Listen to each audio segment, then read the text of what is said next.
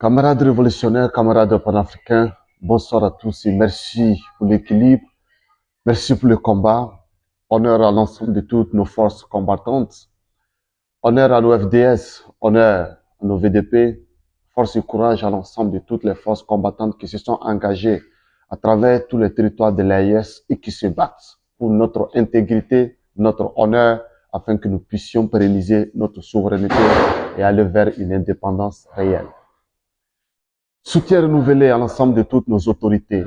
Soutien au camarade capitaine Ibrahim Traoré, au camarade général Assimi Goïta, au camarade général Abdraman Tiani. Aujourd'hui, nous revenons avec une preuve palpable. Nous revenons avec des éléments très plausibles.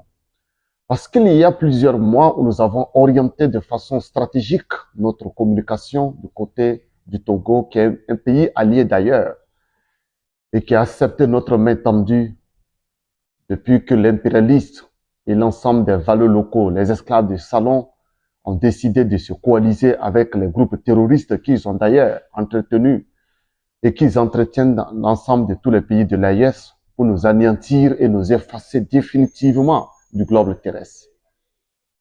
Le Togo est un allié, nous le répétons. Si nous avons parlé pendant longtemps, c'est parce que nous étions au courant d'un dossier malsain, un dossier mafieux, extrêmement dangereux qui se planifiait contre l'État du Togo et à travers lequel il nous attaquait indirectement. Le Togo est un pilier. Aujourd'hui, nous revenons avec une preuve palpable, solide. Il y a quelques jours, dans une vidéo, nous annoncions que nous avons été contactés de façon directe pour intégrer un groupe de plusieurs activistes, de plusieurs influenceurs qui étaient d'être enregistrés ou recrutés à travers le monde entier et plus précisément à travers l'Afrique de l'Ouest pour lancer une opération vers le Togo et surtout contre les autorités du Togo. Camarades, désolé de vous le dire ce soir, il n'y a pas une révolution qui se mène aujourd'hui du côté du Togo. Non. Tout ce que vous voyez aujourd'hui du côté du Togo, c'est une manœuvre savamment orchestrée et bien planifiée de la part de la DGSE française avec autorisation d'Emmanuel Macron. La France est en train de fragiliser un de nos piliers. Et c'est pourquoi, en tant que fils de l'AIS, nous devons impérativement agir et soutenir nos autorités du Togo. Avant de poursuivre notre allocution, nous allons vous inviter tout simplement à écouter un petit élément. Nous avons intercepté une communication d'un agent de la DGSE qui a envoyé à un leader ou à quelques leaders qu'ils ont recrutés et qui doivent mener l'opération du côté du Togo. Écoutez attentivement. J'ai dit bien écoutez attentivement parce que les agents de la DGSE se baladent, mais ils ne savent pas que nous les suivons de près. Écoutez attentivement l'audio avant qu'on ne poursuive pour qu'on puisse se comprendre et qu'on soit sur la même longueur d'avance. Bonne écoute à tous. Donc, je suis en train d'activer un maximum les réseaux pour coordonner les actions. Donc, il faudrait que tu me dises qui sont vraiment les leaders du CMP. Est-ce que c'est toi, Richard? Dans ces cas-là, ce serait vraiment génial. Ça veut dire qu'on peut vraiment mettre en place quelque chose de sérieux et d'organisé. Là, je voudrais faire rentrer le président de l'association mondiale panafricaniste qui s'appelle Diallo. Qui est une organisation vraiment très très structurée, même plus que Urgence panafricaniste de Kémy, qui je crois qu'il en fait partie du mouvement mondial. Donc on va avoir des soutiens au niveau du Congo, on va avoir des soutiens de tous les pays d'Afrique pour l'émancipation de notre peuple. Je vais les faire rentrer, je vais leur proposer de rentrer dans le groupe de coordination de CMP 66. Compte aussi sur Mathieu Chicochi, qui était marié à une. Je t'ai envoyé son message là au-dessus en audio et le texte que je t'ai envoyé qui parle de GPTV, ça vient de Pierre-Antoine Plaquevent, qui est l'un des plus grands leaders français de la résistance, qui est le président de Stratégica, dans lequel il y a des colonels de l'armée française qui sont contre le gouvernement et qui sont contre la dictature française actuelle. Il y avait le général de Laward qui est malheureusement décédé, mais qui faisait partie de Stratégica. Il intervient très souvent sur la plupart des chaînes alternatives françaises de type Toxin, GPTV et bien d'autres, Omerta. Donc, on a des super alliés potentiels. Maintenant, il faut juste qu'on coordonne bien les choses. Il y a plusieurs points à voir. Je te les cite maintenant, comme ça tu pourras les partager avec le groupe ou voir avec le leadership. Donc, point 1, c'est mener des actions visuelles pour pouvoir filmer euh, voilà, des manifestations rapides de bienveillance, de paix, mais en même temps de détermination et de fermeté. Pour ça, utiliser les gilets jaunes, les gilets oranges pour créer une connexion avec le peuple français et donc envoyer une stimulation dans la conscience collective française par rapport à l'émancipation du peuple. Donc, c'est créer une solidarité de peuple à peuple. C'est ça le plus important aussi parce que les Français ne savent rien de ce qui se passe au Togo et s'ils le savaient, je pense qu'ils ne seraient pas contents. Euh, de deux, rallier aussi peut-être à travers les manifestations quelques drapeaux de la Palestine ou Free Palestine. Pourquoi? Pour créer vraiment un élan de solidarité, parce que la Palestine, ce qui se passe à Gaza, est un point central au niveau politique international. Et si le Togo et le peuple togolais prisonnier lui-même de son propre gouvernement et enfermé dans son propre pays, se mettent à être solidaires, c'est-à-dire à sortir de la dimension afrocentrique, on pourrait dire, ou togocentrique, à une position symbolique transnationale, mais de libération des peuples. Donc, si vous pouvez réussir à obtenir, et à travers ça, vous allez avoir le lien aussi de toutes les mosquées, de tous les musulmans togolais. Ça va être un point de ralliement, ce serait d'avoir des Free Palestine et des drapeaux palestiniens auprès des drapeaux togolais. Je pense que ce serait une excellente idée. Troisième point, non, ça c'est le premier point. Deuxième point, ça serait de créer et constituer, de chercher et de trouver tous les avocats togolais de la diaspora et du Togo qui pourraient leur proposer à chacun d'entre eux de rejoindre un collectif international d'avocats pour pouvoir mener des actions au niveau juridique, au niveau de la Cour européenne, au niveau de la Cour pénale internationale, avec un collectif d'avocats qui seraient les avocats du peuple togolais. Ça, c'est le point 2. Et le point 3, c'est de transformer tous les membres du groupe CMP 66, mais aussi du groupe de Egunchi, parce qu'il est quand même un de très très bons réseaux et beaucoup de gens qui le suivent, pour pouvoir transformer chaque personne qui a un téléphone mobile en soldat digital, en digital soldier, selon l'ingénierie de l'opération Q.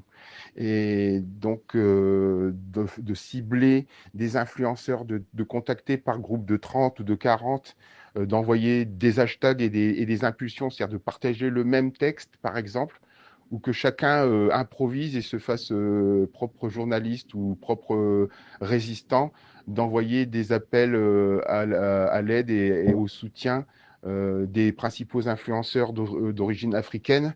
On va déjà commencer par les influenceurs francophones. Euh, et puis, euh, et puis après, cibler des médias.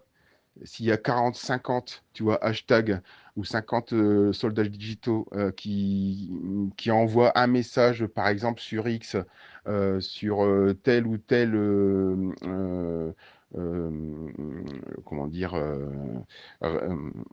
leader ou influenceur ou personnalité politique ou média, eh bien, on va forcément avoir des résultats. Parce que c'est une chose, c'est d'envoyer un message ou un commentaire sur un média. Une autre chose, c'est que ce même média reçoive 50 commentaires qui vont dans le même sens et qui parlent du même sujet. J'espère que tu vois et que tu suis ce que je veux faire. Voilà, ça fait déjà 3 points. Si déjà on programme et organise ces 3 points-là, ça va se structurer et on va avancer. À très vite. Vous venez d'écouter, vous venez d'écouter attentivement tout ce qu'ils ont dit. Donc, depuis un moment donné, quand nous parlions, nous avons dit nous avons le dossier sur le Togo et que la France sait très bien ce qu'elle est en train de fabriquer du côté du Togo. Alors, ce message, directement, il faut le partager au maximum pour que ça puisse atteindre le peuple togolais. Ça doit atteindre le peuple togolais parce que les manifestations vont se multiplier dans les jours à venir. Ils vont utiliser la question de la crise entre l'Israël et la Palestine. Ils vont la faire inviter à l'intérieur de ce qui se passe au niveau du Togo. Et effectivement, ils sont en train de mobiliser un nombre impressionnant d'avocats togolais et d'autres personnes qui vont se revendiquer d'être des avocats ou qui vont relever du barreau togolais. Mais en réalité, c'est qui est archi faux. Et ils vont utiliser effectivement un vaste réseau de communication qu'ils vont implanter. Oui, ils vont sciemment tuer des gens au niveau du Togo. Et quand ils vont finir, ne soyez même pas étonnés. Le dossier du Togo va rejoindre l'ONU. Ils vont demander même que l'ONU leur donne une autorisation pour intervenir au niveau du Togo. Et c'est la même chose qu'ils ont fait au niveau de la Libye. Et après la mort de Kadhafi, on s'est rendu compte que c'était de la pure manipulation. Et c'est la même chose qu'ils ont fait dans bien d'autres pays. Ils commencent sur un fait qui n'a jamais existé. On a vu ici que pour tuer Saddam Hussein, qu'est-ce qu'ils ont fait? Ils ont utilisé une jeune fille à peine de 16 ans, 17 ans. Elle est venue pleurer sur une affaire de 500 bébés que l'armée a exécuté, alors qu'en réalité, c'était faux. On a récupéré le gars, on l'a pendu le jour de la Tabaski comme un mouton de sacrifice. Aujourd'hui, nous avons alerté et nous allons continuer d'alerter l'ensemble de tous les pays de l'AES à faire attention et à s'intéresser à ce qui se passe au niveau du Togo parce que nous avons des dossiers. Le même enfoiré, l'encéphalopathe de Egunche dont je vous parlais à un moment donné. Egunche n'est rien d'autre qu'un agent de la DGSE. Il a été recruté, formé et c'est un agent double qu'on envoie ici pour des missions de la DGSE. Je sais de quoi je vous parle. C'est un dossier que nous avons et c'est bien déchiffré.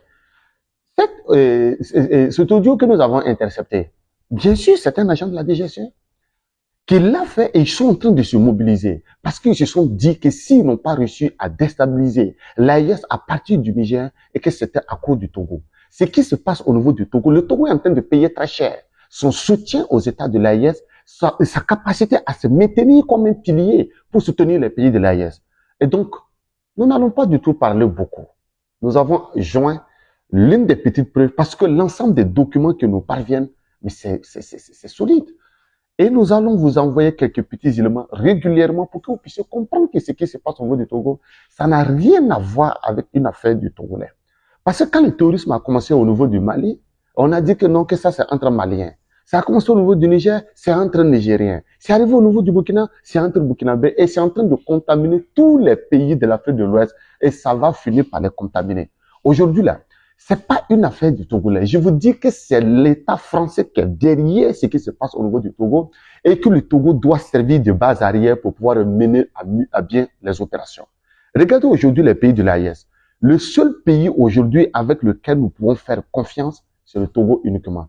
La Côte d'Ivoire est une base arrière des groupes terroristes pour pouvoir nous déstabiliser. Le Sénégal est une base arrière. Le Bénin est une base arrière. Il ne reste que le Togo qu'ils veulent utiliser pour pouvoir faire une ceinture autour de tous les pays de l'AES et pour une opération qu'ils ont bien préparée. Je sais de quoi je vous parle parce que ce sont des dossiers que nous avons. Et donc, cette petite vidéo, partagez au maximum afin que ça puisse atteindre l'État togolais, afin que ça puisse atteindre le peuple togolais, afin qu'ils fassent très attention. Ils sont libres de gâter leur pays. Nous, nous ne faisons qu'attirer leur attention sur des faits.